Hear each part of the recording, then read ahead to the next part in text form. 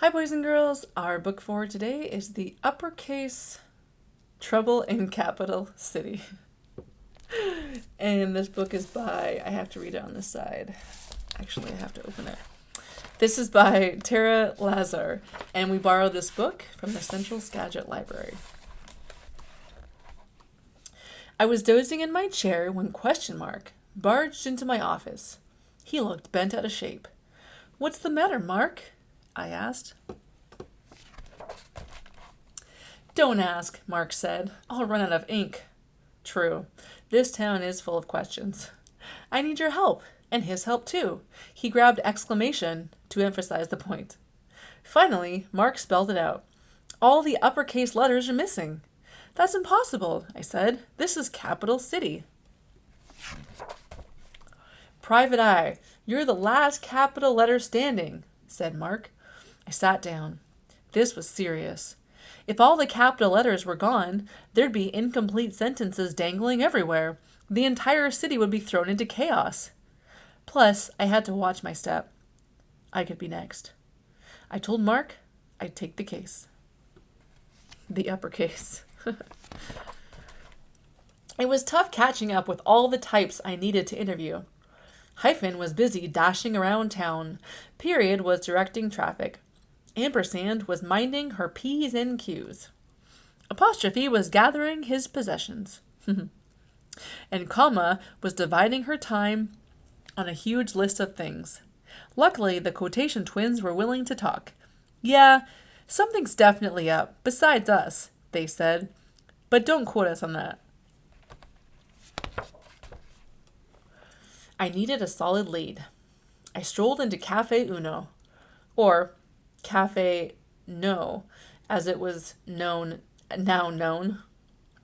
Oh, get it? Because the capital U was missing. And the capital C. But my favorite waitress had been replaced by her little sister. She didn't look happy. "Why so low?" I asked. "B didn't show up for work this morning," Little B explained. "B is always the second one here. We don't know where she is." I was at a loss for words, especially words starting with B. "Here, B left this." Little B handed me a slip from B's order pad. It was full of stars. Aha, a noteworthy clue. Sometimes asterisk gets mistaken for a star. So I questioned my old pal 8, who lives below him. But we came to a dead end. After a long day on the case, I sat on my stoop and watched the sky darken. "Oh, B, where can you be?" That's when I noticed a faint glow coming from the old abandoned part of the city, known as Cursive Loop.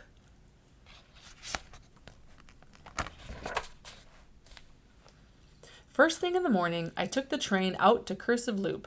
I circled the winding streets, searching for clues. A cold wind whipped around me, and I began to lose hope. Maybe I needed a plan B. But wait, what was this? I picked up the paper trail, and there they were, high above on the movie marquee. "Gee whiz, what happened?" I asked. "Help!" replied Gee whiz. Exclamation stuck us up here and then knocked over the ladder. "He promised to put us all in the movies," said B. "I always wanted to see my name in lights." "Phew, I never thought I'd want to be a lowercase," said Gee whiz. So exclamation was the explanation. "Follow me," I said. Could he still be with question mark? I knew those two together spelled trouble. The Capitals and I barged into Mark's place, just as I suspected. Exclamation was right beside him. "You're no punctuation mark," I said. "You're just a punk." "Exclamation is crooked," yelled Gee whiz. "Lock him up and throw away the keyboard," cried B. Now, let's all calm down," I said. "Everyone stop shouting." "Exactly," exclaimed exclamation. "I'm tired of all the shouting. Can't a guy get a little peace and quiet?" "I don't think he means you," I told the little P's and Q's. "Capital letters are always calling me," exclamation said. "Yes, ha, OMG, he yelled. "They want me to join them, as if they aren't loud enough on their own." This was mind-boggling and ear-splitting. On the outside, I may look excited, but sometimes I need silence and calm. I want to relax with a good book, exclamation said, with a sigh. I understood his point. I love a good detective story myself. I hear you loud and clear, I said. Sometimes you don't want to be big and brash, but you're too important to fade away. Huh? I'm important? Exclamation perked up. Sure, you're more than just a lot of noise. You're about attention. Respect.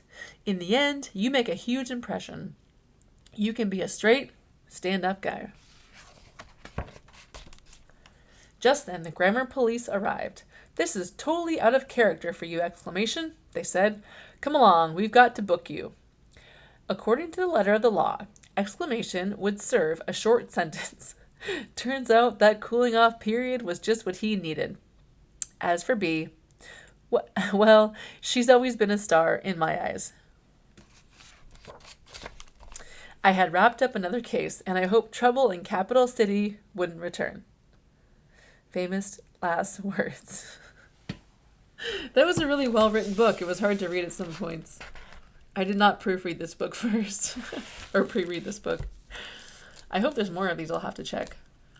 All right, boys and girls, we hope you enjoyed that book. Be sure to check out my TPT store. There is a resource that goes along with this. Have a great day.